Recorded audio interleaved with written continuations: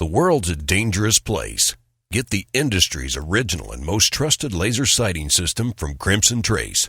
A laser and light systems will enhance your effectiveness and help keep you and your family out of harm's way.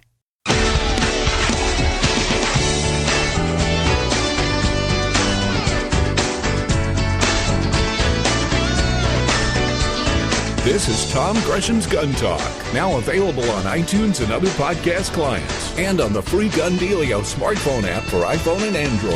Feel free to call Tom now at 1-TOM-TALK-GUN or 866-825-5486, or email tom@guntalk.com. Now, once again, here's Tom.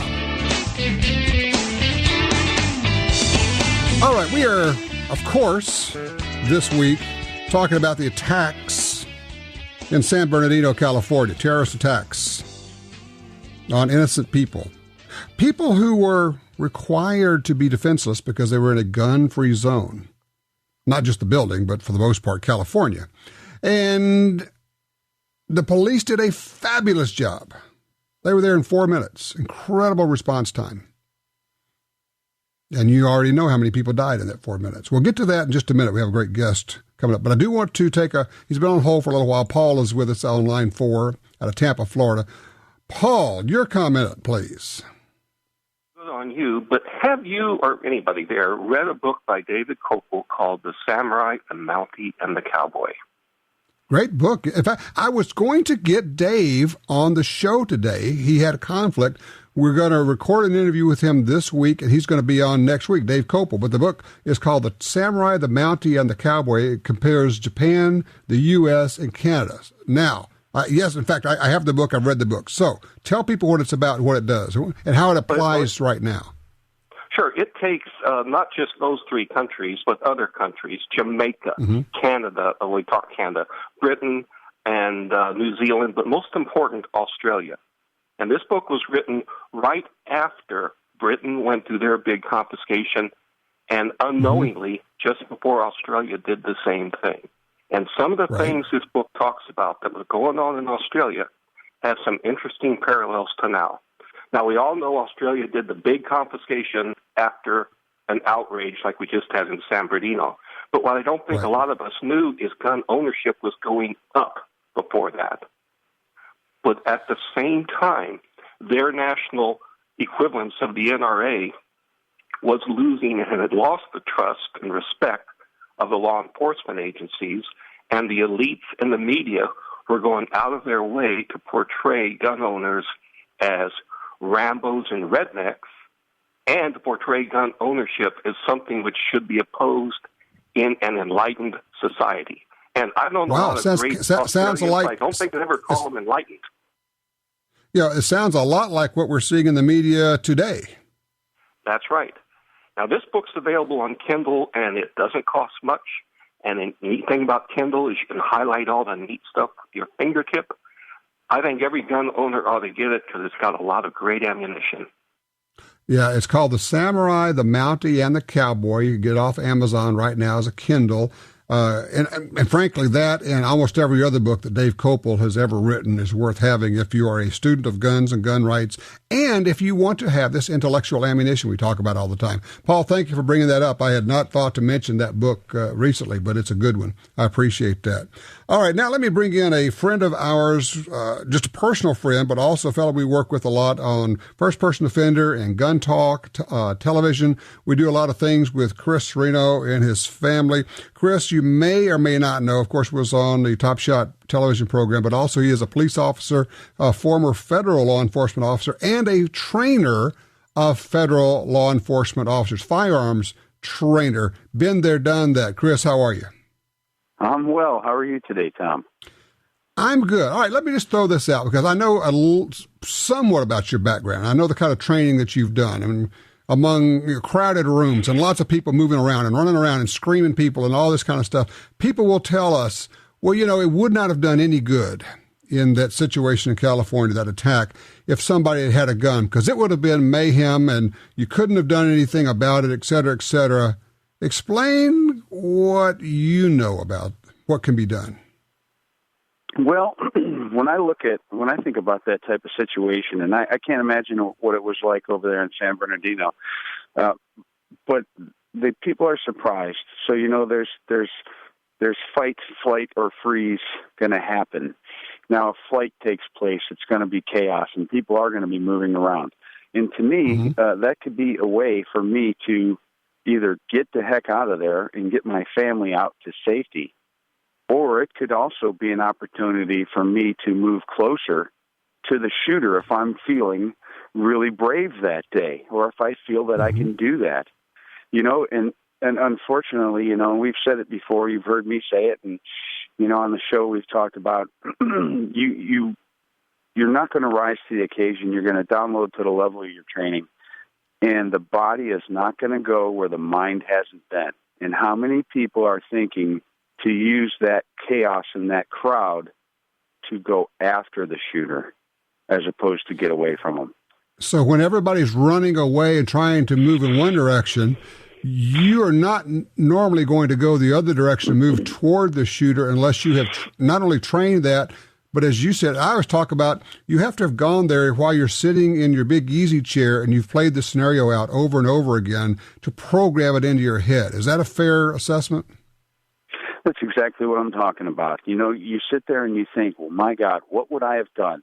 I recently, this past year, with all the things that have been going on, I started carrying a spare magazine. I know you always do, and I don't, but I started carrying that extra magazine because what, Tom, times are changing, and if you can stop the madness, I think that you should. And if you want to stop the madness, you need to put yourself there mentally first, and then go out and seek some training so that you have something to default to if you're ever involved. It's interesting you say that, because it's one of the things I wanted to go to today, and you brought it up first, and that is the idea that, look, if you have your family there, maybe you default, you say, my job today is to get my family out of here if I can. But there may not be an escape. It may be that the only way to survive this is to simply shoot them. Or you may be there by yourself and you say, my family's not here. I'm the only person here who can do something. And each of us has to figure this out. But do I have a duty to try to stop these people? And I equate it to the Flight 93 folks who said, we're probably all going to die on this plane, but we're not going to let them use this plane to go kill more people out there. And they took action knowing that, they might be successful at stopping these guys now, but they're not going to be successful at saving themselves. Does that make sense? Oh, absolutely. Absolutely. I don't know that any civilian, even an off-duty officer with his family, I don't know that anybody has a duty to take action. I just, but yeah, God, I know what you mean. Could you stand by and let it go on? Well, that's the whole thing. And it's funny, you and I have had this conversation before, and I've talked to other people, and I hear the same thing being said. To say, look, in a lot of situations, I'm going to be gone. But one situation where I'm not going to be gone is if it's children. If somebody goes in and is shooting up kids, hurting kids, I'm staying, I'm going in, understanding that the risk is very, very high. I'm not coming back. Let me ask you this. For those who say, okay, what could one person with a handgun do against two people with ARs? And I've seen you shoot. I know how good you are. And I'd like you to take that and then take it to, what does training actually mean? What do we talk about when we say training? Well, you've got to have confidence. And, of course, competence will breed confidence. And with that type of confidence, you're more willing and more likely to go into a situation like that. Another thing that I know is, as confident as I am, as soon as somebody starts shooting back at me on force training, I duck, I swerve, I move, I change my course of action. You bet. Go ahead. No, it's exactly right. And we see it on the first-person offender series. And you watch all these people. When it starts happening, it's just crazy the kind of reactions you get. Now, the second time through, even only just 2 times through a scenario on force training, it's amazing how much better people get, right? Right. Well, it does. They get a certain level of confidence because they get a little bit of competence, and they say, "Okay, I understand." Well, in conjunction with a little bit of accurate fire, I can add a little bit of triangulation or use of cover. I have the element of surprise now. I don't think anybody there we know nobody in that room had a gun that we're aware of. And you know, those shooters probably didn't expect anybody to have a gun either. Right. And the second that someone would materialize with a gun, it would cause them to refocus. Now, even if they just refocus on me as the shoot back person, I'm now I become the target and the aggressor. You know, how many people could squirt out the door or take cover or do something while they're looking at me? Plus, now we've got the time factor of them having to, you know, their OODA loop, you know, observe, orient, decide, and act. They have to observe me. They got to orient to me. They got to make a decision. Am I going to run and hide? Am I going to take cover? Am I going to advance on this guy right away?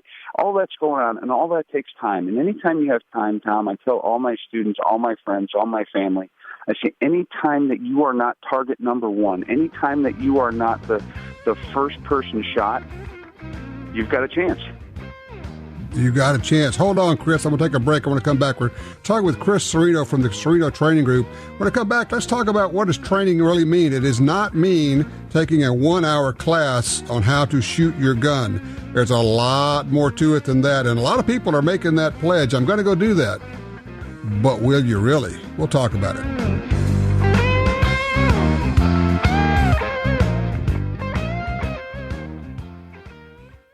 The Ruger American Rimfire Rifle combines features of the Ruger American Rifle and innovations of the 1022 Rimfire Rifle to appeal to all bolt-action enthusiasts. It features a modular stock system that provides comb height options for scope or iron sight use, a power bedding integral bedding block system for outstanding accuracy, a Ruger Marksman adjustable trigger, and a 1022-style rotary magazine for reliable feeding. The Ruger American Rimfire Rifle, another rugged, reliable firearm from Ruger.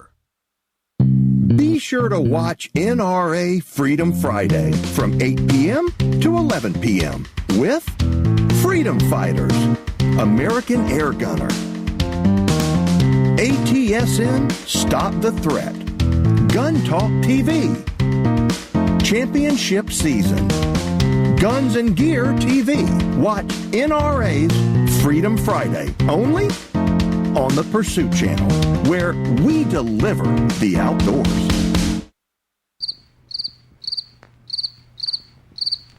Before Silencer Shop made it so easy to suppress firearm noise, this was considered quiet. After Silencer Shop, this is considered quiet. Help make the world a quieter place.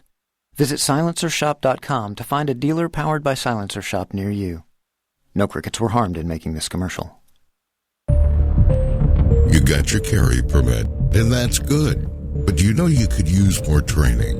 Get the DVDs, which have what you need. Springfield Armory presents Concealed Carry 1 and Concealed Carry 2 with Bata Group. Learn specific concealed carry skills from Top Gun fighting trainers. Get trained. Be prepared. This really is life and death. ShopGunTalk.com. That's ShopGunTalk.com.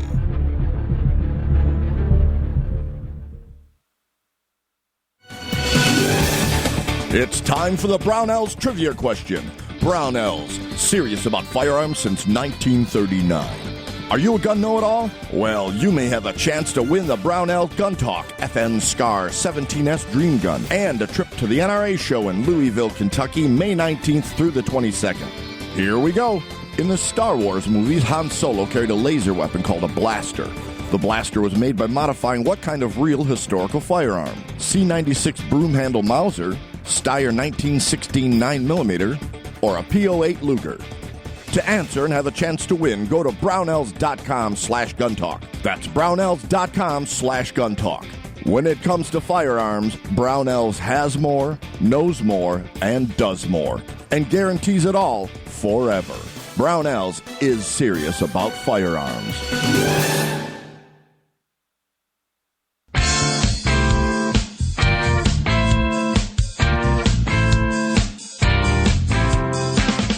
All right, back with you. We're talking with Chris Cerino from the Chris Cerino Training Group. That's the website, chriscerinotraininggroup.com. Chris, is your background in police work and federal law enforcement? You've trained a lot of people. You've done a lot of different things. We use the word training a lot, and I often wonder if some people think that means going and taking a 1-hour firearms familiarization class. So I went to your website, and you've got all this stuff you expected to take to the class, and then this quote that's yours. It says, "Our training is not for the faint-hearted." So what constitutes real training? Well, it's kind of funny, Tom, that you bring this up, because just the other day we had a fellow that wanted to know when we were going to have an advanced class.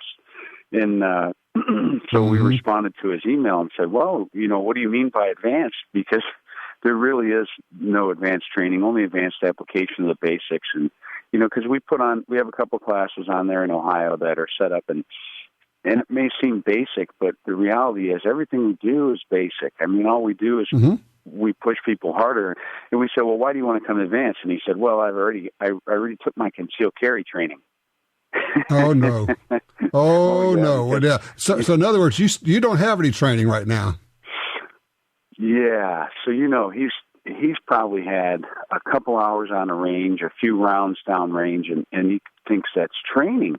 It's not funny, but it's funny, because people don't really realize what training is. And training is time on task, going out and doing more than, I don't know more than what. I guess it's time on task. How much time on task do you have? How much time do you have shooting? How much time do you have, handling a gun? All that stuff, working from a holster.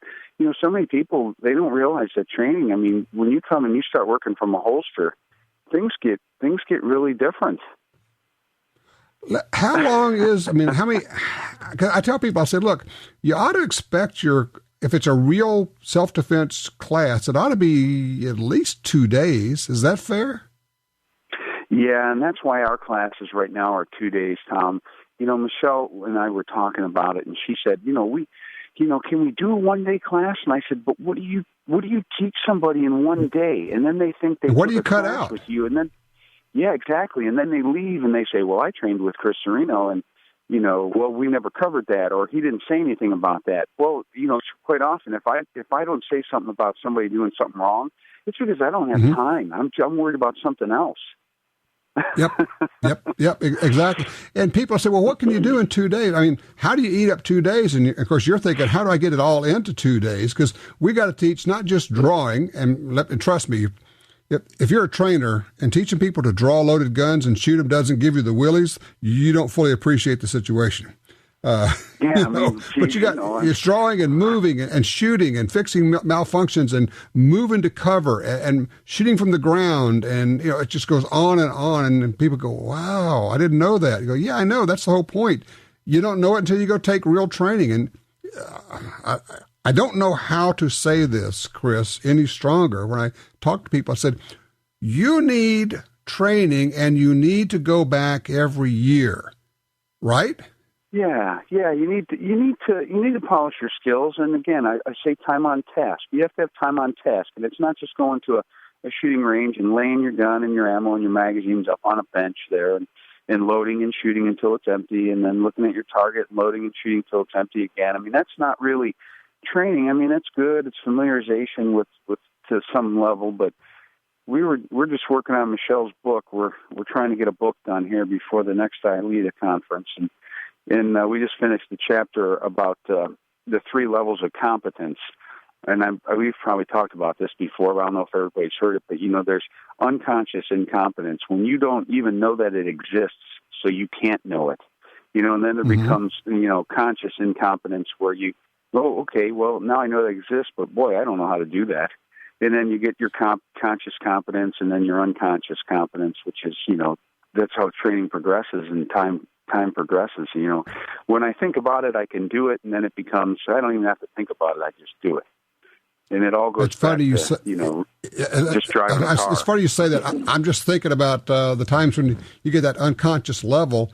And I've been doing stuff, and we do all this stuff on TV, and shooting a gun, shooting a gun, and finish. And somebody said, "Man, that was a real nice reload." And I said, "What do you mean?" So, well, you did a malfunction drill and reload in the middle of that. And I'm thinking, I don't remember doing that. The gun just stopped working, and I fixed it. But that's from doing it all those times. Well, and we take a lot of that for granted, and a lot of people would love to take it for granted, and they'd love to get to a level like that. But that's all about that time on task, being out for, and it's not about shooting a bunch of rounds in one day, but it is about going through the motions in one day. And if you shoot a bunch of rounds and they're good quality rounds, so be it. But if you just go out and, we call it ballistic masturbation. I don't know if you can say that on the radio, but you go out and just fire you just fire rounds to because it's a high round count class or a high round count day. People call it throwing lead down range. It's not about that. It's about quality rounds down range.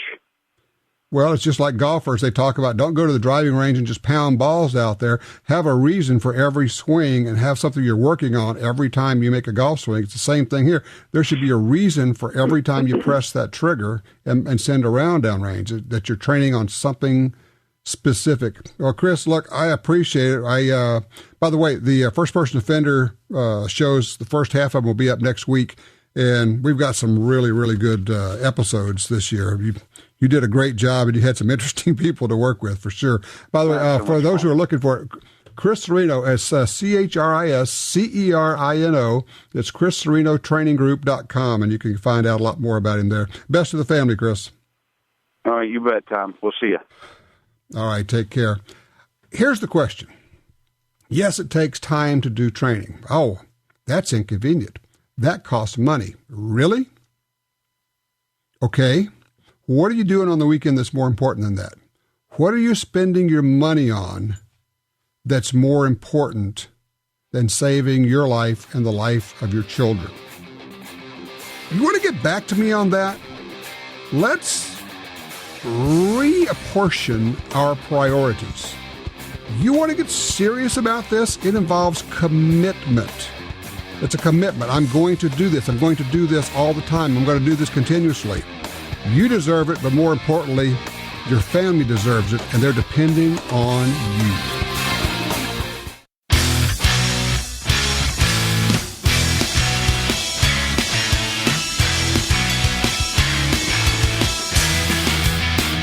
Broadcasting nationwide, you're listening to Gun Talk. And now, back to Tom.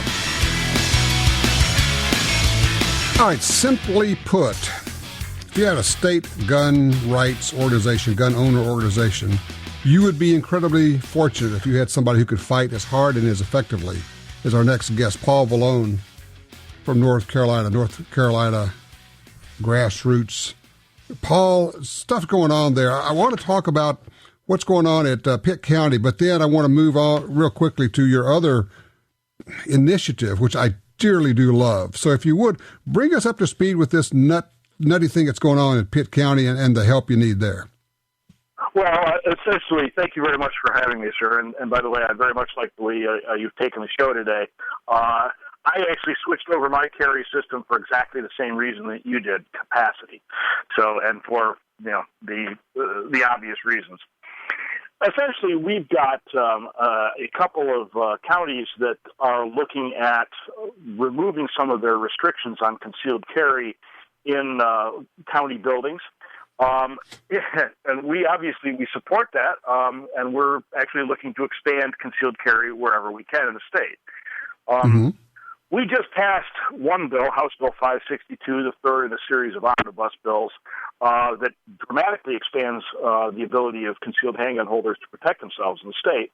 And I won't go into all of it right now, but I am very concerned that we won't be able to pass that sort of legislation in the future, not only because we've had Michael Bloomberg spending millions of dollars in the state of North Carolina like he has done elsewhere, but also because, as you have correctly noted today, we've got Obama, Clinton, Schumer, and their supporters in the New York Times and elsewhere that are basically trying to blame gun owners for the law, lawful gun owners for the actions of terrorists. Exactly right. So, if you would, okay, this Pitt County Commissioner thing, what's going on here? You're referring now to the commission wanting the ability to carry concealed at their county commission meetings? Yeah, it says right now they're working on an ordinance to allow anyone with a concealed carry permit to have their weapon on them. I guess the deal is you need people to show up to support that. Absolutely.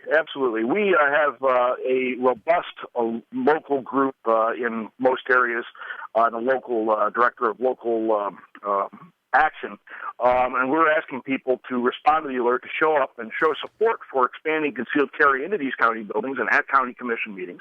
I think some people are actually starting to see the light based on some of the recent activities that have been going on. All right, toward that end, there's a famous quote, World War II, and I'm not going to steal your thunder, but you're basing an initiative on that, so explain what you're talking about here. Well, we just sent out an alert to our supporters, and frankly, I said we should forget that none of the measures that they proposed would have stopped the San Bernardino killers or even slowed them down. We should, I guess, forget the fact that ISIS just gunned down 130 French in a country with some of the strictest gun laws in the world. And maybe even forget the idiocy of gun control advocates like Barbara Boxer, who the day after one of California's worst massacres said, and I quote, "Sensible gun laws work. We've proven it in California." I don't think that really worked out well for her. But what we ought to remember is that the President of the United States wants to render you defenseless against exactly the animals who would want to kill you. The good news is, I guess, that we've got some in law enforcement that are starting to get it.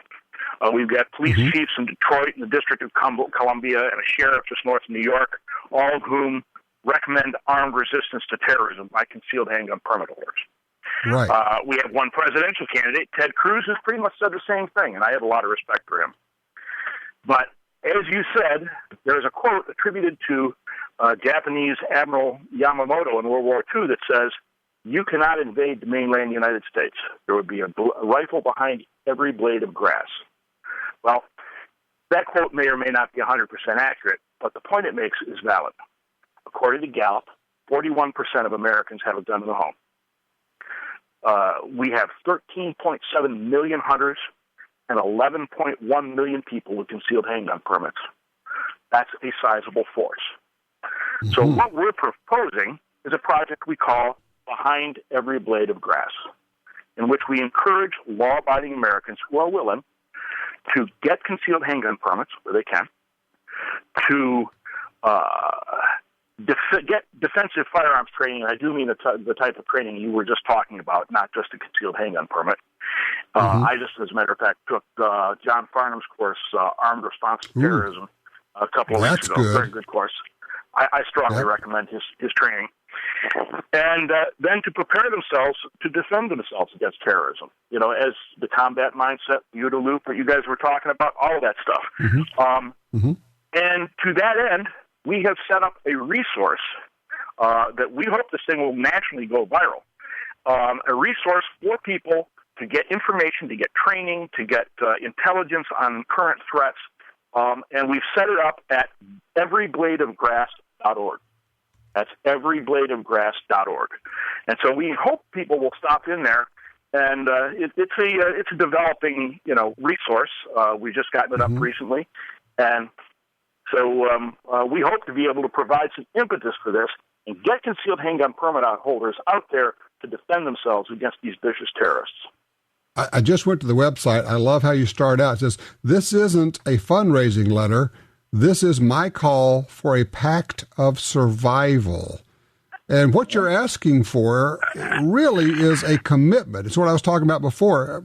Will you commit to this? And I know people say, well, it's inconvenient. Give me a break. It costs money. Okay, so keep your car one more year before you buy another car. Spend that money on firearms training. Get serious about it, because if you're not serious about it, if you're not doing it in a professional manner, what's that mean? You're doing it as an amateur. Nobody wants you to be handling guns and approaching this as an amateur. So treat it as a part-time job that you take seriously. Is that overstating the case? That's exactly right. And, in terms of the comfort of carrying a firearm is a pain. I got it. I think Clint Smith puts it, carrying a firearm isn't supposed to be comfortable. It's supposed to be comforting. Right. And that's what we're asking people to do. We're asking you to go that extra mile, okay, to get the training, to carry the firearm, to be ready, and to actually station yourself behind that blade of grass. Let's let ISIS look over their shoulder a little bit and try and figure out if that soft target maybe is really all that soft after all. There you go. We can harden soft targets just by taking care of it ourselves. We don't have to depend upon the government for that. The website is everybladeofgrass.org. That'll get you there. Paul, you guys at Grassroots North Carolina are always doing a great job. I appreciate you spending some time with us here. Thank you, sir. Appreciate you having me. All right, you take care. All righty. What is your level of commitment? As you look at that, you think about the people who were murdered. They were people's fathers and mothers and brothers and sisters and children and grandchildren and grandmothers and grandfathers, just like your mother and father and sister and brother. What would you do to protect them? Because they're all us. 866-TALK-GUN. What's in your head? It's time to share your thoughts. 866-TALK-GUN.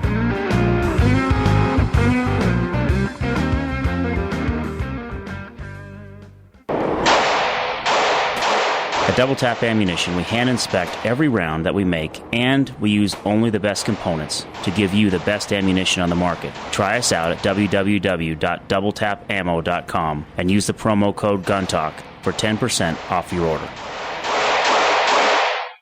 Experts agree that the low-range variable rifle scope is best for most situations. Now, Trijicon offers a stunning 1-to-6 power variable in the AccuPoint line. Featuring a battery-free illuminated reticle, superior glass clarity, and rugged construction, it's the one scope you need for hunting and competition. Long eye relief, aircraft-grade aluminum housing, manual brightness override.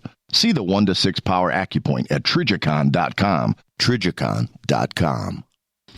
The XDM 3.8 Compact from Springfield Armory is 2 guns in 1.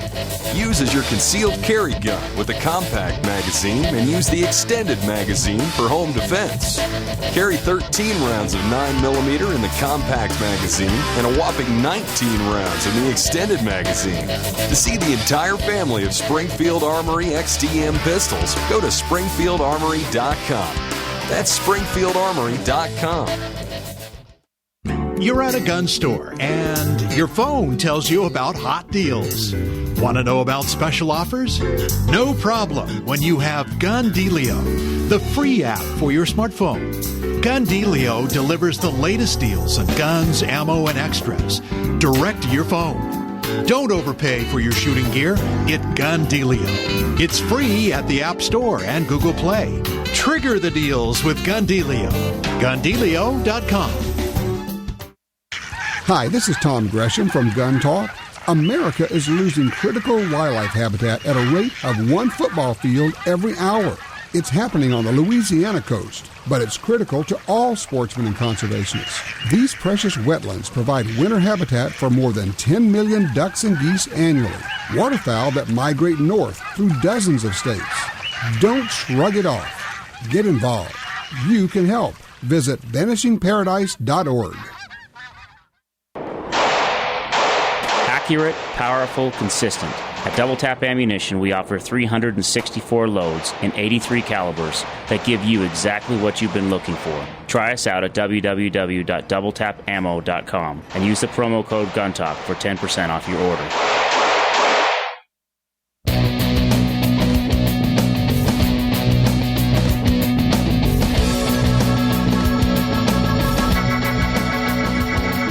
All right, to the phones. Line 3, Ray is in Grants Pass, Oregon. Hello, Ray. What are you thinking here? Hey, Tom. How you doing? Really appreciate the show. What got me thinking was you mentioned about 3 or 4 shows prior that what are you willing to do? What's crazy? Carrying an AR and your vest or seeing people getting shot, in France at the time. And my thought was, I heard that. Me and my girlfriend were just listening to the show, and she knows I'm an avid gun person, and she's very well comfortable with that. And I go, you need to carry every day. So since day one, I carry every day. And the funny thing is, I live in Oregon, which is parts of us are open carry. Today, people are high-fiving me. Thank you for carrying. I'm just like, oh, this is interesting. Yes. We went to a pharmacy, went to a supermarket, and the gas station, just our little rounds. Just, people go, thank you. What is that? Blah, blah, blah. I go, it's a Dan Wetson, 1911. So I explained, and there was a little, he was 19 years old. Gosh, that is so great. I can't be 21, I want to take training and everything else. And the other thing on training, take the Winchester Marksmanship NRA program. It's not that expensive. Pipe plates are cheap. Getting the patches are free. It's a great point. Start somewhere. Okay, you can't go take a $2,000 class. Okay, start somewhere. You can take a class of some sort, and then it's a building block system. You build from there. If it's a 2-hour class, take that, but then commit to taking a day-long class, and then commit to taking a 2-day class. Become a shooting class junkie. And there are a lot of folks I know that they just take classes all the time. And you know what? They're really good. I would not want to mess with them. But it's a great point, right? I love the story about you open carrying and getting the high fives and people are going, yeah, attaboy, that's the way to go. Now, let me ask you this question. Do you think we're ready right now for a lot more people to accept the idea of Americans protecting themselves? I believe so. This was the pivotal point. This is really close to home. This is home. And I was just, I used to live in Southern California, and I'm familiar with the laws, and I was thinking this, as we heard the thing going, on the news, we were listening to a sister station, I believe, through the station I'm listening to here, and as everything was going down, I believe it was a county building, and just suppose, one of the people who unfortunately got shot or somebody was there was a recreational shooter. And all of a sudden, they can't go into a party or because it's a county building or something. They're not allowed to bring their firearm. Then you're going, oh, my gosh, somebody's kicking down the door, and they're going to blast me. And maybe their first reaction was, oh, no, maybe they reach for their holster by instinct, and they're not. We don't have to imagine. All we have to do is listen to Susanna Gracia Hupp, who was in the Colleen restaurant, Luby's Cafeteria, when the madman, drove in there and started shooting people, including her parents. And she said, I reached for my gun, and then I realized, oh, my God, I've complied with the law here and left it in my truck. This was before there was concealed carry in Texas. What an idiot I am. And she watched this man murder her parents in front of her. We don't have to imagine it. The idea that, and then she said, I was angry at myself, and I was angry at my government for requiring me to be unarmed and defenseless. Ray, thank you for your call. It's, I mentioned to somebody, I said, look, we're going to carry everywhere we're allowed to, and maybe some places we're not allowed to. Somebody says, oh, you can't say that. That means you're saying people, honest, responsible gun owners, should break the law. At what point does civil disobedience become acceptable? At what point do you say, I will not let you make me a victim? I will not let you make me, put me in a position where I have to die so that you feel good about your silly political agenda. The real question is, and I post this to you, would you break the law? Would you carry where there's a no gun sign, where you're not allowed to? Have you done that? Don't need your address, just your call.